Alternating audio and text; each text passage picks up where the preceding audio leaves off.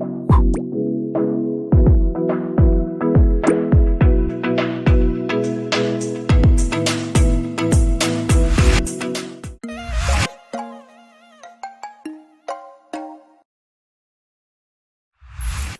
श्री महाकाल आदेश।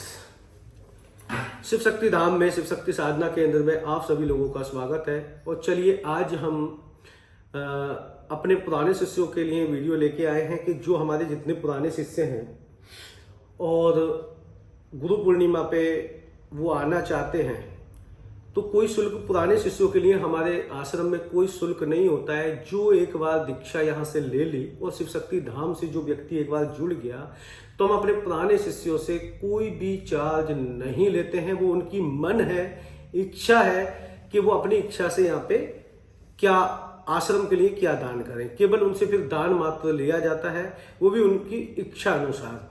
क्यों? क्योंकि कोई भी शिष्य यहाँ आएगा, 2 दिन 4 दिन 6 दिन रुकेगा, तो उसका जो वहाँ पे यहाँ रहने का, खाने का, पीने का जो चार्ज होता है वो तो फिर देना ही पड़ता है। तो जो पुराने शिष्य हैं जो आना चाहते हैं, अब ये फिक्स नहीं है कि आपसे 10,000 लिया जा रहा है, 2,000 लिया जा रहा है, 5, जो जिसका मन अपनी मन इच्छा से यहाँ दान करते हैं। और जो पुराने शिष्य हमारे आना चाहते हैं, तो एक बार सभी लोगों से, जितने भी पुराने शिष्य हैं, मैं उनसे कहूँगा बेटा एक बार एंट्री करा लो, आश्रम के नंबर पे कॉल कर लो। और आश्रम के नंबर पे, इस वाले पे कॉल करना 8266857509। वो नंबर बिजी रहता है, इस नंबर पे कॉल्स कम होती हैं। तो आप इस नंबर पे एंट्री कराइए कि गुरुदेव मैं आ रहा हूँ और उस डेट में आ जाऊंगा। 20 तारीख को सभी शिष्यों को आना है। और जो नए लोग आ रहे हैं, जो नए शिष्य दीक्षा लेने के लिए आ रहे हैं, और जो जिन लोगों ने रजिस्ट्रेशन करा दिया है, तो वो अपना रिजर्वेशन करा लें, ताकि उनको फिर दिक्कत ना हो। ट्रेन जब तक रिजर्वेशन नहीं कराएंगे अभी, तो फिर टिकट कंफर्म करा के ही आए, वेटिंग में नहीं तो फिर अब प्रॉब्लम हो जाती है। तो इस शिविर में जो शिष्य नए आने वाले हैं, तो वो अपने लिए एक जोड़ी भगवा कपड़े जरूर लेके आए और काले कपड़े लेके आए। बाकी सारी सामग्री, रहना, खाना, पीना, दीक्षा आश्रम की तरफ से ही मिलेगी। और कुशा आसन और रुद्राक्ष माला, इसी जो पैकेज है जिसमें रहना, खाना, पीना, साधना, दीक्षा सामग्री, कुशा आसन माला भी आपको निःशुल्क कर दिया गया है इस बार। उसका भी एक्स्ट्रा चार्ज नहीं लिया जाएगा।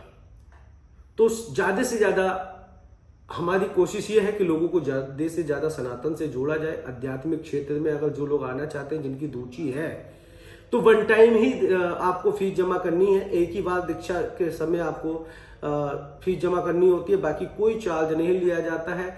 आप आध्यात्मिक क्षेत्र में आगे बढ़े, फिर साधनाएं करें, और साधना करके आप दरबार लगाना चाहते हैं, गद्दी लगाना चाहते हैं, तो आपको दरबार भी लगवाया जाएगा, गद्दी भी लगवाई जाएगी। लेकिन आप उस लेवल के तैयार होइए। आपके अंदर वो आग होनी चाहिए, वो क्षमता होनी चाहिए, वो आपके अंदर ललक होनी चाहिए साधना करने की। कहते संकल्प से ही सिद्धि होती है। और जब सिद्धि के लिए, यानी कुछ पाने के लिए, बहुत कुछ त्यागना पड़ता है, अपने जीवन में बहुत कुछ छोड़ना पड़ता है। अब छोड़ने का मतलब ये नहीं है कि आप गृहस्थ जीवन जी रहे तो आप साधना नहीं कर सकते, या आप अघोर मार्ग से साधना नहीं कर सकते। आप सबसे बड़ी भ्रांतियां यहाँ पे दूर करूंगा। कुछ वीडियो थोड़ी सी बड़ी हो जाएगी, अलग टॉपिक ले लेता हूँ। कि कुछ लोगों को ये सारी भ्रांतियां भी होती हैं, क्या मैं अघोर मार्ग से दीक्षा लेने के बाद क्या मैं शादी नहीं कर सकता, मैं गृहस्थ जीवन नहीं जी सकता, या फिर अघोर मार्ग से जुड़ने के बाद मुझे घर त्यागना पड़ेगा, मुझे वैराग्य लेना पड़ेगा, या मैं गृहस्थ हूं, मैं शादीशुदा हूं, तो क्या मैं तंत्र साधनाएं नहीं कर सकता, या मेरी वैवाहिक जीवन में कोई प्रॉब्लम आएगी। या उन महिलाओं के लिए, फीमेल लड़कियों, मतलब मेल और फीमेल दोनों को, मैं ये दोनों पे लागू होता है कि कोई भी व्यक्ति गृहस्थ जीवन जीते हुए साधनाएं कर सकता है, तंत्र साधनाओं में आगे बढ़ सकता है। लेकिन जो व्यक्ति गृहस्थ जीवन जीता है, उसको संघर्ष अधिक करना पड़ता है, और उसको अपनी और अपने परिवार की सुरक्षा के लिए के हिसाब से ही साधना करनी पड़ती है। अकेला जीवन तो कोई भी जी लेता है। कहते हैं सबसे कठिन जो संन्यास है वो गृहस्थ जीवन का है। गृहस्थ जीवन जीते हुए जो व्यक्ति तंत्र साधनाएं करे, शक्तियों को साधे, वो सबसे बड़ा त्याग होता है। गृहस्थ जीवन, शादीशुदा होने के बाद ब्रह्मचर्य का पालन करना, सांसारिक अपनी फैमिली के लिए रोजमर्रा की जिंदगी में से थोड़ा सा टाइम निकाल के साधनाओं के लिए भी टाइम निकालना, परमात्मा का भजन करना अपने और हमारे यहाँ जो साधनाएं कराई जाती है ना, हम जितने भी शिविर लगाते हैं हम उसमें कुल देवी, कुल देवता, इष्ट, पितृ और आपको देवीय साधनाएं कराई जाती हैं। हम कभी भी किसी को ये फोर्स नहीं करते हैं कि आप भूत की, प्रेत की साधना कीजिएगा। हम वो साधनाएं आपको कराते हैं जिससे आपके जीवन में, गृहस्थ जीवन में, ये आप अनमैरिड हैं तो आने वाले टाइम में आपकी मैरिड लाइफ में कोई प्रॉब्लम ना हो। अगर आप मैरिड हैं तो आपके गृहस्थ जीवन में कोई समस्या साधनाओं की वजह से, शक्तियों की वजह से आकर नहीं खड़ी हो। कोई भी व्यक्ति गृहस्थ जीवन जीते हुए साधना कर सकता है। किसी ग्रंथ में, किसी किताब में, किसी बुक में, किसी भी वेद में, पुराणों में नहीं लिखा है कि आप गृहस्थ जीवन जीते हुए, मतलब अगर आप साधना मार्ग चुनते हैं, आध्यात्मिक मार्ग चुनते हैं, अघोर मार्ग चुनते हैं, तो आप शादी नहीं कर सकते। वो व्यक्ति का पर्सनल मत होता है। जब शक्तियां धारण करता है व्यक्ति, जब उसके जीवन में वैराग्य घटित अगर हो जाए और शक्तियां उसको वैराग्य की ओर ले जाएं, गृहस्थ जीवन त्याग दे, वो अपने मन से स्वतः से त्यागता है। लेकिन सारी जिम्मेदारियां उठाते हुए, सारे जिम्मेदारियों को बाखूबी निभाते हुए, एक पिता बन के, एक बेटा बन के, एक पति बन के, किसी का भाई बन के और एक अच्छा साधक बन के दिखाए, वो सबसे बड़ा त्याग होता है। क्योंकि ब्रह्मचर्य हम 41 दिन तक की साधनाएं हम कराते हैं, तो 41 दिन तक आपकी पत्नी से आपको नहीं बोलना है, उसके साथ फिजिकल रिलेशन नहीं बनाने हैं, और आपका पत्नी भी आपको सपोर्ट करनी चाहिए। पता चले आप साधना काल में है, अधिकतर ऐसा ही होता है। अधिकतर जो गृहस्थ वाले लोग आते हैं हमारे पास, तो अधिकतर क्या करते हैं, 10 दिन साधना की, पता चला 12वें दिन पत्नी पे प्यार आ गया और ब्रह्मचर्य खंडित कर दिया। तो भैया ऐसा नहीं होता है। त्याग ही सबसे बड़ी कुंजी होती है साधना की। शक्ति त्याग मांगती है। और ब्रह्मचर्य जब तक आप नहीं पालेंगे, ब्रह्मचर्य में नहीं रहेंगे, तो कोई शक्ति आपको अनुभव नहीं देगी, कोई शक्ति आपको वचन नहीं देगी। शक्ति की कृपा त्याग के आधार पे होती है।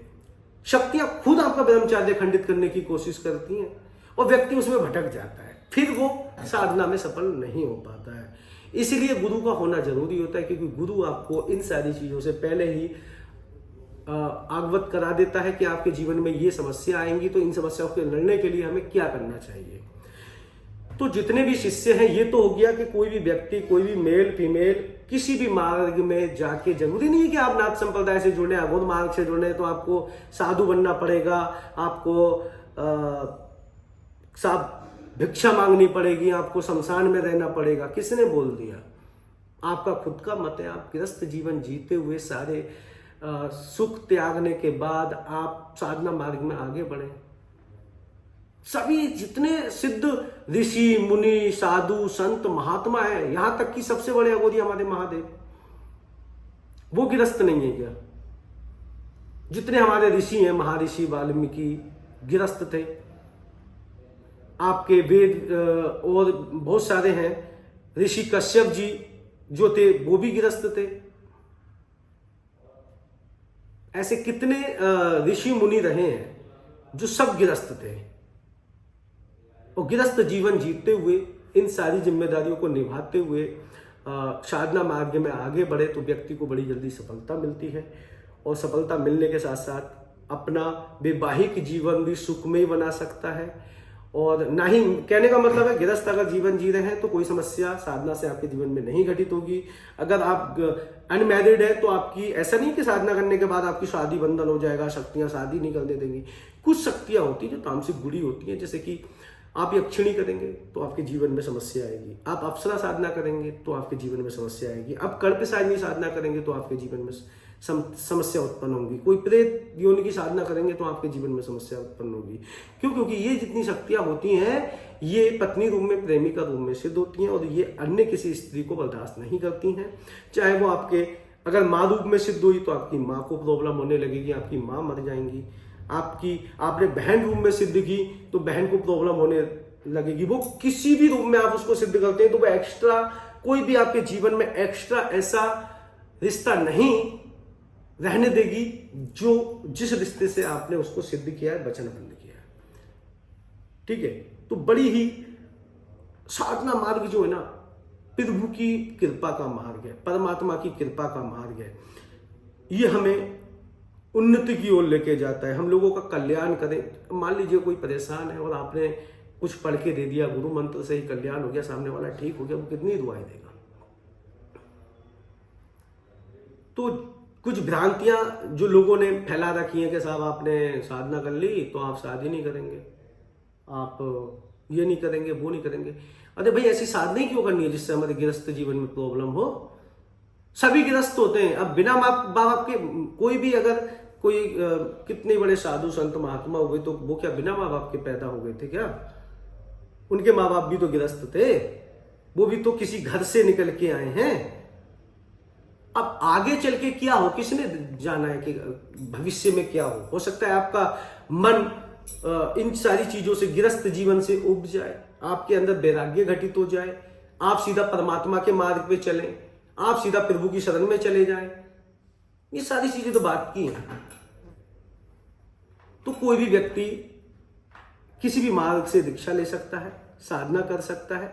बस साधनाओं का जो चयन करना है वो आपको अपने आधार पे करना है। आपका गुरु बताएगा कि आपने भाई शादी करनी है या नहीं करनी है। आप गृहस्थ हैं तो आपको कौन सी साधना करनी है। आप अपनी मर्जी से साधना करेंगे तो कुछ भी कर लो, आपके जीवन में जो भी घटित होगा फिर उसके जिम्मेदार आप सोते होंगे। तो गुरु का होना इसलिए अनिवार्य होता है, गुरु आपको मार्ग दिखाते हैं, बिना गुरु के कोई ज्ञान नहीं है। अब कहेंगे आप गुरु जी यक्षिणी साधना, अरे भाई यक्षिणी साधना अगर आपके गुरु ने कर रखी है तो वो अगर उन्होंने देवी रूप में कर रखी है तो वही सिद्ध करा के आपको दे सकता है देवी रूप में, और वो भी जब तक आपके साथ रहेगी, जब तक आपका गुरु इस संसार में है, जब तक आपको देवी रूप में आएगी। और उसके बाद आपके गुरु ने दे त्याग दिया, दे त्याग दी, चोला त्याग दिया, संसार छोड़ दिया,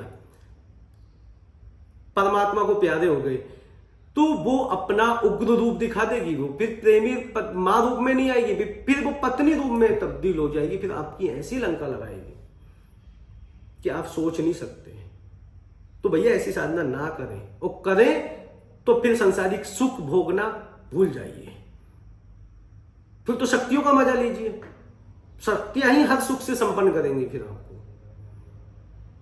ठीक है, तो जो पुराने शिष्य हैं और वो आना चाहते हैं तो एक बार आश्रम के नंबर पे बेटा कॉल करो, एंट्री करा दो, शुल्क कुछ नहीं है, आइए और मौज कीजिए, कुछ ना कुछ मिलेगा, खाली हाथ नहीं जाएंगे। और शिव शक्ति धाम का नाम रोशन कीजिए और अपना नाम भी आगे बढ़ाइए। और जो गद्दी दरबार लगाना चाहते हैं वो गद्दी दरबार भी लगाइए, फुल सपोर्ट शिव शक्ति धाम करेगा आपको, लेकिन गलत किसी का नहीं करना है। अगर आपके मन में लोभ है, लालच है कि मैं तो गद्दी लगा के करोड़पति बन जाऊंगा, अरबपति बन जाऊंगा, तो जीवन में कुछ नहीं कर पाओगे। तुम अपनी पत्नी के पति भी नहीं बन पाओगे फिर अच्छे से। साधना आध्यात्मिक मार्ग जो है ना निस्वार्थ होता है। हमने कभी नहीं सोचा था कि हम इस लेवल का, हाँ एक सपना था, दादा गुरु महाराज का सपना था, उसी को साकार कर रहे हैं। कि बेटा एक वचन दिया था हमने अपने दादा गुरु महाराज को कि बेटा जीवन में अगर आगे बढ़ पाओ इस मार्ग से, इस सिद्धियों के माध्यम से, जीवन में परमात्मा आपको तरक्की दे, तो एक मठ बनाना नाथ संप्रदाय का, एक धाम बनाना यानी आश्रम बनाना, एक मंदिर बनाना और अपने सनातन के लिए समर्पित कर देना अपने आप को और अपने जीवन को। परमात्मा इस त्याग के बाद आपको संसार के हर सुख, आपको कुछ करने की जरूरत ही नहीं है। केवल आप तो भक्ति मार्ग पे और अपने मानव सेवा कीजिए, लोगों का कल्याण कीजिए। बहुत दुखिया लोग हैं, बहुत लोग दुखी हैं। अब जैसे कि अभी मुझे बहुत दुख व्यक्त है और ऐसा नहीं होना चाहिए था। जो अभी हाथरस वाला 2 जुलाई को जो आपका दुर्घटना हुई और उसमें काफी भक्तों की मृत्यु हो गई और कुछ घायल हुए हैं, तो परमात्मा उनको अपने शरण में